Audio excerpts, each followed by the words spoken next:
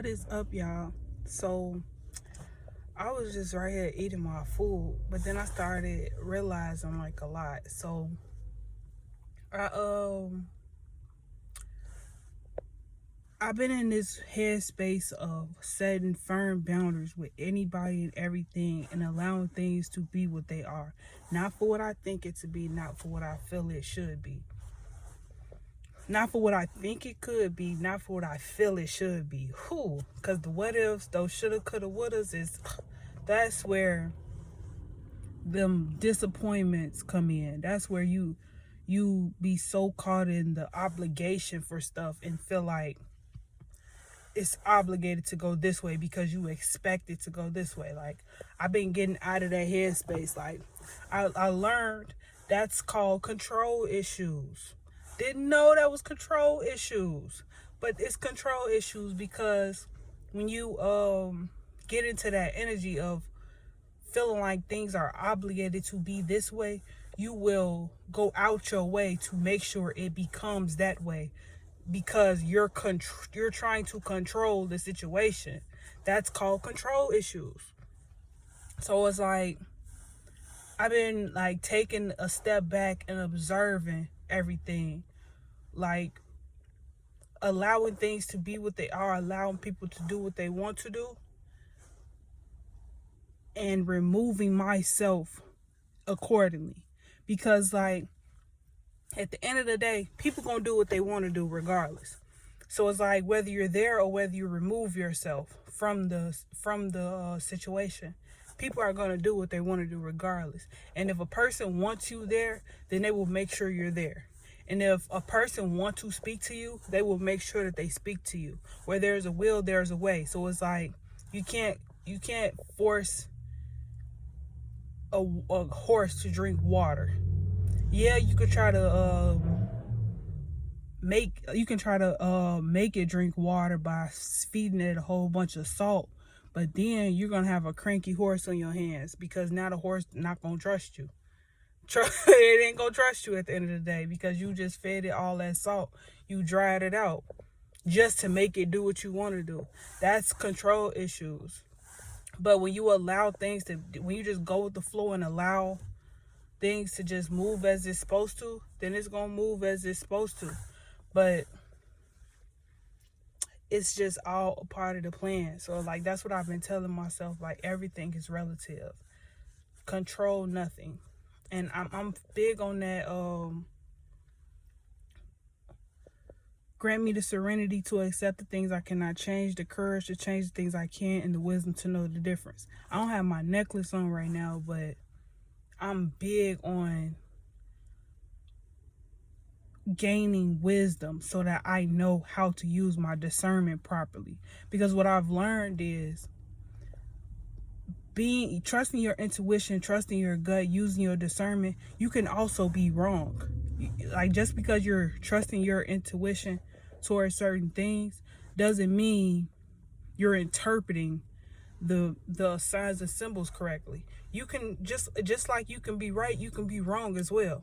You can misjudge a situation. You can misunderstand a situation. Just because you feel like you trust in your intuition, you may be actually trusting your intuition because you have to get yourself out of that situation in order to understand it for what it is. So yeah, so I guess your intuition isn't a part of that, but your discernment can be. You can misjudge what you are supposed to be discerning in the moment. Because it's like, for instance, so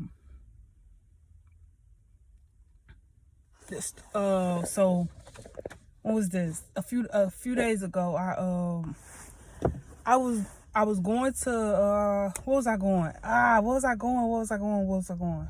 I was going to Walgreens, but I wanted to stop because like Dunkin' right there on the side of Walgreens, so I wanted to go to Walgreens and I wanted to stop at Dunkin' too.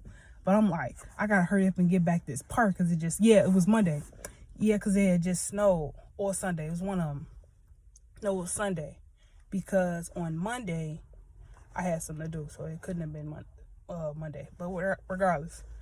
I'm like, I gotta hurry up and get back to this park before somebody get it, because I ain't got time to be searching around this block looking for a park, whoop the bam. So I didn't go to Dunkin'.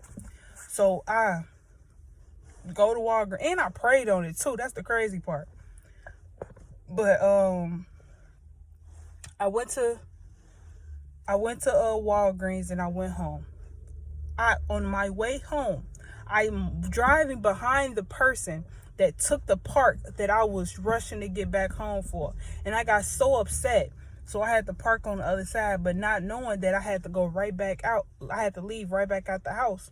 And this time I'm like, hey, if it's meant for me, then it's meant for me. But I'm getting back in this car. I'm finna go get what I want. I come back. A better park for the moment opened up. So it's like, a lot of times you can misjudge a situation. If I would have trusted my intuition and trusted in the plan that I saw for myself in that moment, I could have got I wouldn't have had to leave out the house the second time. And then I also could have got what I wanted the first time. But it's like, you can easily misjudge a situation by being too stuck and stagnant in your own headspace. Because it's like, what we do is, in our heads, we think on things. We try to make it make sense. We try to bring the pieces together when the pieces is just there. Like when you're playing chess, the pieces is all on the board. Only thing that you can see is what you can see. You cannot visualize pieces that's not there to try to move. You can only move the pieces that's in front of you. And it's just that simple. It's that way with life, with everything. So it's like, lately I've been heavy on that. Get out of your own head. Stop trying to control everything and let things be what they are. You'll see the truth of the situation on its own. Because when you allow people to talk enough, they will tell on themselves, and then you won't even have to use your discernment, because you are well aware of the situation. It's just that simple. So with that being said, peace and love, enjoy your day, and don't let no player get in your way.